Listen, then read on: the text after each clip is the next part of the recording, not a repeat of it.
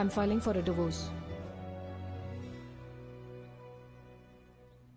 తొందరపడక Kayal, we can work this out.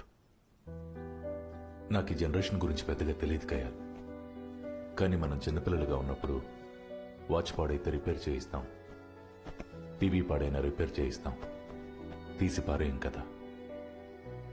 విడిపోవడం solution కాదు Kayal. Let's not give up on each other please.